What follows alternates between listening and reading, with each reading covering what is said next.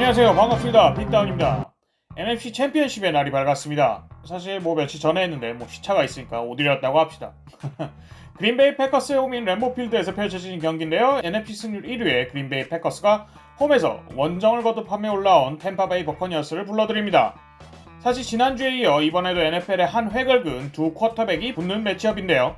그린베이 패커스의 쿼터백인 에런 로저스는 순수 실력, 순수 재능 부분에서는 역대 최고로 불리는 NFL의 획을 그은 선수입니다. 구속, 비거리, 정확도, 달리기, 달리면서 패스까지 쿼터백으로서 말할 모든 걸 다해줄 선수라고 불리는 사나이죠. 압도적인 실력에 비해 안타깝게 팀이 받쳐주지 못한 건지 여러모로 뭔가 잘 들어맞지 않으면서 슈퍼볼 우승은 단지 한 번에 불과한데요. 오늘은 그가 약 10년 만에 슈퍼볼 진출을 확정짓기에 나섭니다. 반면 그의 상대는 템파베이 버커니어스의 쿼터백 톰 브레이디입니다. 역대급 궁극적인 승자라고도 불리는 톰 브레이디인데요. 특유의 승부사 기질, 집념, 집중력으로 중요한 순간 언제나 승리를 챙겨가며 슈퍼볼 우승컵인 롬바르디컵만 6개 가져간 남자입니다. 자신에게 영광을 안겨준 정든 둥지인 페이트리어츠를 떠나서 올해 템파베이라는 새로운 곳에서 바로 팀을 또 한 번 NFC 챔피언십전에 이끈 역대 최고의 승자 톰 브레이디가 팀을 슈퍼볼에 진출시키기 위해 램보필드에 왔습니다. 자, 경기로 들어갑시다. 경기 시작과 함께 톰 브레이디 템파베이 버커니어스의 첫 공격 서드앤포 상황. 이번엔 실패한 펀트를 하면서 뭔가 김이 새는 상황인데 톰 브레이디가 마이크 에반스에게 중요한 패스를 연결하면서 공격권을 갱신합니다. 그 후 또 한 번 마주하게 된 서드앤9 상황. 이번에도 톰 브레이디가 아주 기가 막힌 13야드 패스를 크리스 가든에게 연결하면서 퍼스트다운을 갱신합니다. 이렇게 연이어 공격권을 갱신하면서 득점 사거리에 들어왔지만 또 한 번 동일한 공격권에서 서드앤7 상황을 맞이합니다. 그렇게 필드골로 만족하냐 공격권을 갱신하냐라는 이는 중요한 갈림길에서 톰 브레이디가 또 한 번 기가 막힌 패스를 마이크 에반스에게 연결하면서 터치다운을 기록합니다. 이번 공격권이야말로 톰 브레이디가 어떤 사람인지 어떤 선수인지 완벽하게 보여주는 공격권이었는데요. 중요한 서드다운 상황에서 공격권을 연이어 갱신하면서 결국 여러 위기가 있던 공격권을 터치다운으로 마무리했습니다.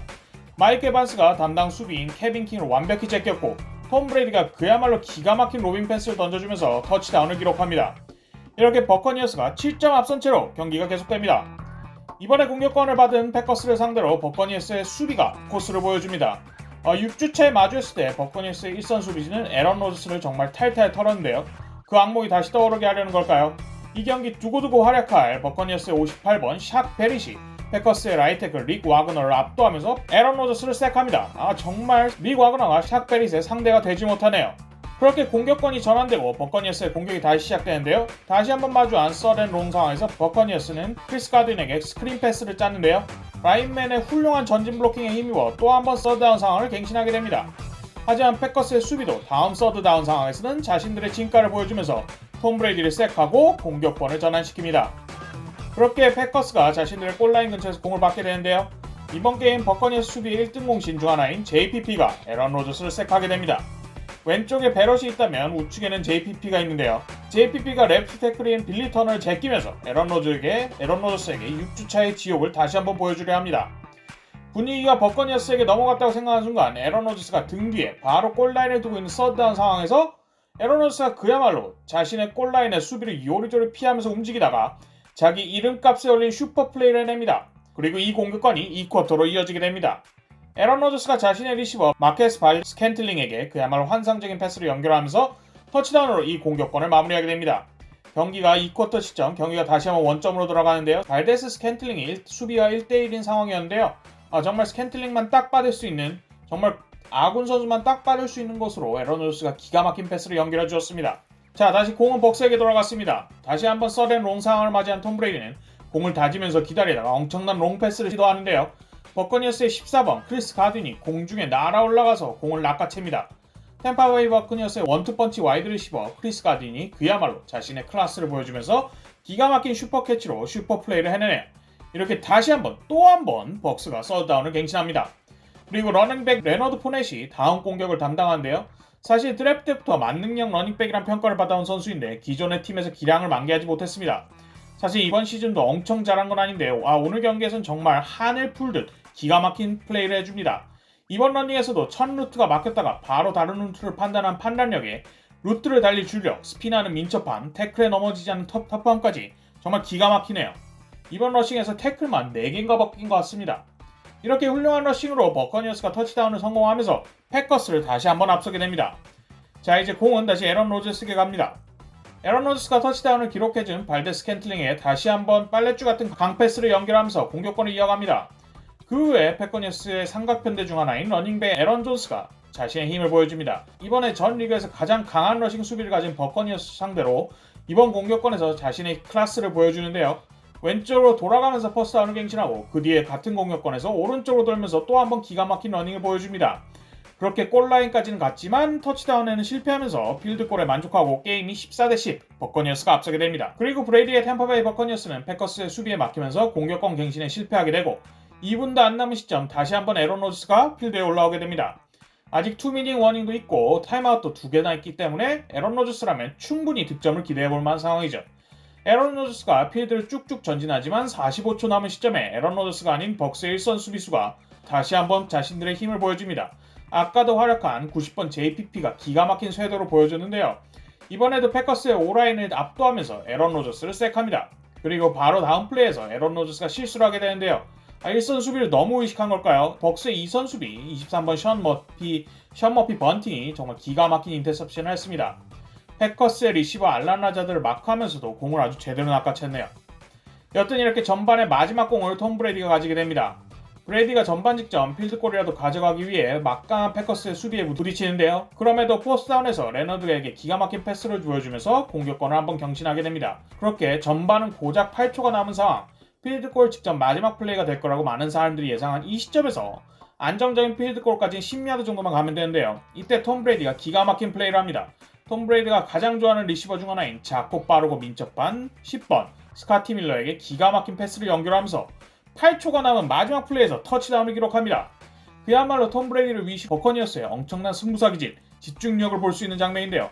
패커스의 2선 수비수 20번 케빈 킹이 완전히 스카티 밀러를 놓치면서 단 4에서 7점 차 정도의 점수차로 보일 게임을 그야말로 브레이디의 신들린 승부사 결정력으로 21대10으로 버커니어스가 11점이 앞서게 된 채로 전반이 종료됩니다. 전반 막판 맥없이 실점한 그린베이 패커스가 단단히 마음 먹고 나왔을 것 같은데요. 그런데도 이런 기대와는 다르게 에런 존스가 패스를 받는데 벅스 33번 화이트헤드가 진짜 상대를 터트릴 것 같은 기세의 어뢰테크로 펌블을 만들어냅니다. 그리고 이 공을 벅스의 45번 데빈 화이트가 기가 막히게 주우면서 공격권이 전환됩니다. 패스를 정말 잘 받긴 했는데 진짜 화이트헤드가 기가 막힌 태클을 보여줬습니다. 와, 이런 매력을 풋볼을 보는 거죠 사실. 여튼 데빈 화이트의 깔끔한 볼스거와 함께 공격권이 전환됩니다. 그리고 이전 세이치전과 마찬가지로 톰 브레이디가 자신에게 온 기회를 놓치지 않는데요. 자신의 타이트엔드 캐머런 브레이트에게 기가 막힌 터치다운 패스를 연결하면서 터치다운을 기록합니다. 버커니어스의 러닝에 패커스의 2선 수비들이 완전히 속았는데요. 캐머런 브레이트가 그야말로 완전 오픈인 상황에서 톰 브레이디가 이를 잘 포착하고 패스를 주면서 터치다운이 됩니다. 경기는 이렇게 28대10으로 버커니어스가 18점이나 앞서게 됩니다. 하지만 이대로 무너질 에런 로저스와 그린베이 패커스가 아니죠. 에런 로저스는 그야말로 다음 경기에서 자신의 클래스를 보여주는데요. 강한 버커니어스의 일선 수비의 압박을 요리조리 피하면서 자신의 압도적인 판단력, 움직임, 패스 정확도를 활용해 이쪽 저쪽 기가 막힌 패스들을 연결하면서 필드를 쭉쭉 전진합니다. 3쿼터 12분 30초 자신의 30야드 지점에서 시작된 공격이 순식간에 레드존까지 들어가게 되는데요. 그야말로 에런 로저스러운 질풍 같은 공격권 전개였습니다. 그리고 레드존 앞에서 아주 침착하게 공을 들고 필드를 바라보는 에런 로저스가 자신의 타이트엔드 로버트 탄니엔을 찾으면서 터치다운 패스로 공격권을 마무리합니다. 정말 포켓에서 침착하게 필드의 빈 곳을 찾는 모습이 정말 인상적인데요. 기가 막히게도 탄니엔을 찾아내면서 28대17로 버커니어스를 쫓아갑니다. 그리고 이번엔 브레이디의 차례. 브레이디가 다시 한번 롱패스를 시도하는데 인터셉션이에요. 부정확한 패스를 세이프티인 31번 아모스가 기가 막히게 잡아냈습니다. 후반에는 패커스의 수비가 보여주는 걸까요? 패커스의 첫 턴오버 그리고 첫 공격권 전환이 나오게 됩니다. 공을 그대로 이어받은 에런 로저스가 전진을 시작합니다. 승부사라면 둘째 가람 서로 에런 로저스가 골라인까지 전진한 후에 자신의 최애 타겟이자 삼각편대의 한 축인 디반테 아담스에게 터치다운 패스를 연결합니다. 이렇게 경기는 순식간에 28대23으로 박빙이 됩니다. 턴오버 싸움에서 이기는 팀이 승리한다는 말이 정말 틀린 게 아닌 걸까요? 디반테 아담스가 정말 기가 막힌 퍼스트 페이크로 수비를 제끼고 오픈이 되면서 터치다운을 만들어냅니다. 그리고 다시 공은 톰 브레이디 손에 넘어가게 됩니다.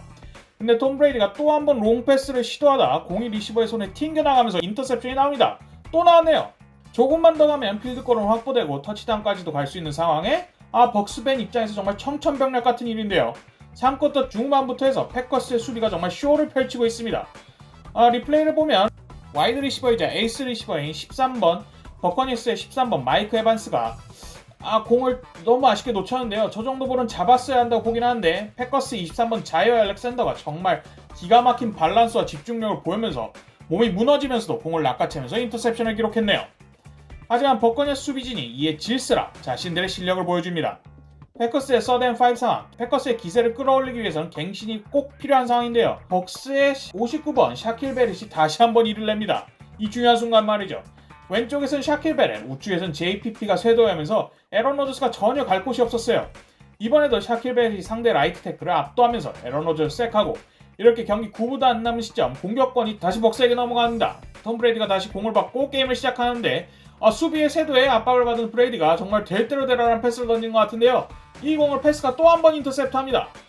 러닝백인 포넷이 오른쪽이 아닌 왼쪽으로 움직이면서 패커스의 26번 세비지가 무방비가 되고 세비지의 엄청난 쇄도에 놀란 브레이디가 제대로 각도 잡지 못하고 공을 던져버렸습니다. 이렇게 짧게 던져진 공을 23번 자이어 알렉산더가 또 한 번 집중력을 보여주면서 공을 낚아채고 이렇게 공격권이 전환되면서 3번 연속으로 공격권을 패커스의 수비가 전환시킵니다. 하지만 이런 기세를 이어갈 줄 알았던 패커스의 공격진은 다시 한번 벅스의 강력한 수비에 부딪히면서 인터셉션을 얻은 기회를 활용하지 못하고 공격권을 버커니어스에게 또 한 번 넘겨주게 됩니다. 그리고 필드를 차근차근 전진한 톰 브레이디와 버커니어스는 필드골 사거리까지 가게 되고 필드골이 들어가면서 오랜만에 득점이 나오면서 버커니어스가 점수차를 더 벌리게 됩니다. 이렇게 경기가 고작 5분도 안 남은 시점에 에런 로저스가 등판을 하게 됩니다. 비록 8점 차지만 터치다운에 이은 2점 컨버전 하나로 경기가 동점이 될 수 있는 상황인데요. 상대하는 팀 입장에선 이런 상황이 절대 공을 가지고 있지 않길 바라는 선수 중 하나인 에런 로저스가 나온 겁니다. 그리고 에런 로저스는 자신의 실력을 보여주면서 3분도 안 되는 시간에 공을 레드존까지 끌고 가는데요. 하지만 여기서 벅스의 수비가 이대로는 보낼 수 없다면서 자신들의 실력을 보여주면서 패커스가 서드다운 상황에 부딪히게 합니다. 그리고 경기의 운명을 결정지을 서드앤골 상황, 순수 실력 역대 최고의 사나이 에런 로저스가 플레이를 시작해 벅스의 1손 수비를 피해 포켓을 벗어나면서 패스를 하는데 못 잡았어요. 다른 각도에서 보면 에런 로저스가 그대로 뛰었어도 됐을 것 같은데 패스를 선택했네요. 이전 플레이에 런닝을 하다가 색당한 게 영향을 미쳤던 걸까요? 너무 아쉽습니다. 그리고 포스다운 상황, 패커스의 감독 맨 루퍼는 킥을 선택합니다. 저는 사실 에런 로저스에게 기회를 한번 더 줄 줄 알았는데 그러지 않고 킥을 차네요. 에런 로저스가 만약 포스다운 상황에서 시도하고 실패한다면 경기는 8점 차로 패커스의 수비가 해줘야지만 역전 혹은 동점의 기회가 다시 그린베이에게 오는 상황이지만 사실 킥을 찬다고 해도 경기는 5점 차로 패커스의 수비가 결국은 한번 해줘야만 역전 혹은 동점의 기회가 오는 상황이거든요.